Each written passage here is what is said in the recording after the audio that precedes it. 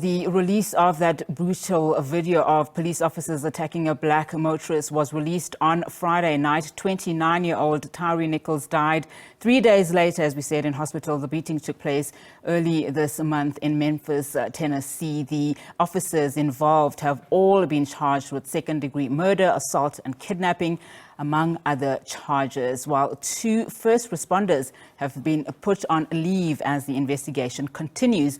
But the video's release leaves many questions unanswered, like why Tyre was pulled over in the first place. Well, SABC News correspondent Toni Waterman joins us now from Memphis. Toni, thank you so much for your time this afternoon. Now, it did take a while for Tyre's family, especially his mom, to watch that video. She later asked the question, where is the humanity? Now, Toni, you've seen the video. Describe what it shows.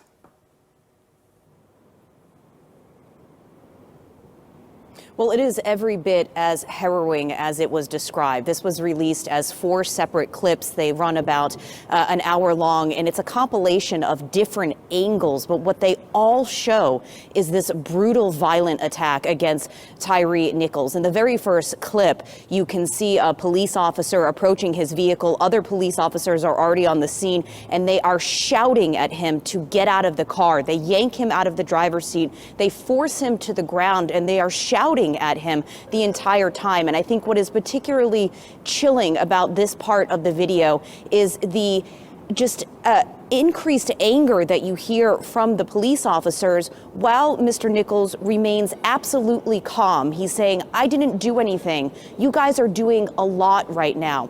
But really the most violent and brutal part of this video comes at a point when it is very, very obvious and clear that Mr. Nichols is not a threat. He is handcuffed, he is on the ground, and he is not moving. And yet you have police officers holding him down while others take turns kicking him, punching him, beating him with a baton.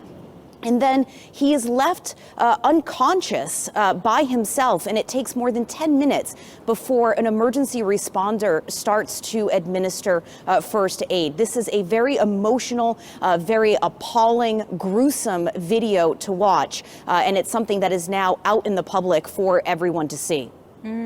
Now, it's the brutality and that violence that probably, led U.S. President Joe Biden to then, say how outraged he was, because of that attack. And of course, we've seen peaceful protests, that have been held overnight. Talk to us about those protests, and are there more demonstrations planned?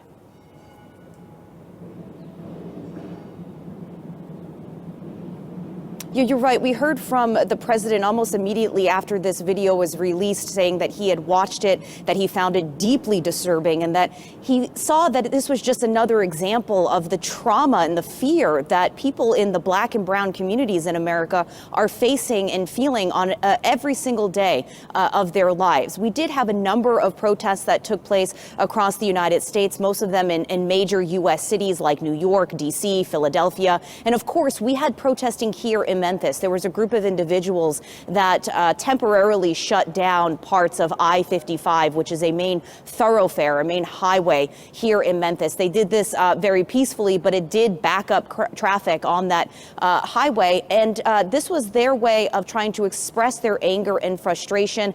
But these were peaceful protests. They disbanded at about 10 p.m. local time. They are planning to have another protest this afternoon at about 3 o'clock. Of course, this is a weekend, so you're likely to get more people coming out. It's a Saturday afternoon, and so we'll see how those proceed. But as of this point, these fears about intense violence and rioting have not been founded.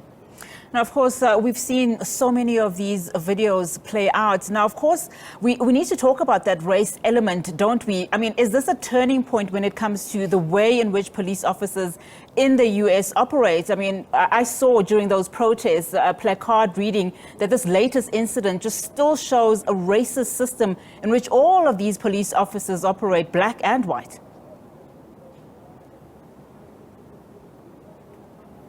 Well, certainly the family and community leaders are hoping that this heinous incident is an inflection point, that it's a turning point when it comes to police culture in the United States. Benjamin Crump, he is a civil rights attorney here in the United States, and he is representing this family. And he said during a press conference yesterday that it didn't matter if these police officers were black, were white, were Hispanic.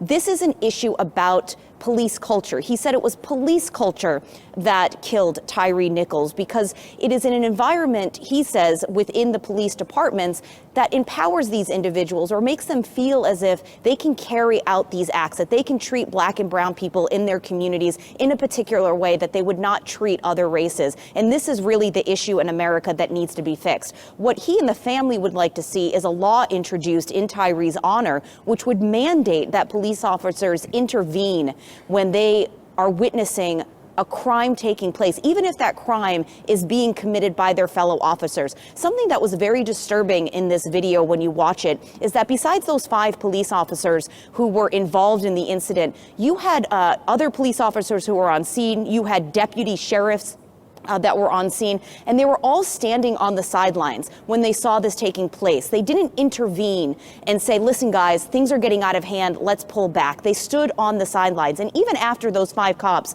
pulled back from Tyre, they did not go to his aid. It was at least 10 minutes before he started receiving first aid, and there's going to be a lot of investigation at this point of how critical those 10 minutes were. Could those 10 minutes have saved his life? So the issue right now is about race, but it's about race of the victims, not necessarily the race of the people that are perpetrating these types of crimes. And it's being all tied back to police culture here in the United States. Absolutely harrowing indeed. Toni, thank you so much for that update and for your time this afternoon. Toni Waterman, SABC News correspondent, coming to us live there from Memphis. Of course, we are putting a spotlight on this latest police brutality story coming out of the US, where Tyre Nichols is the latest victim.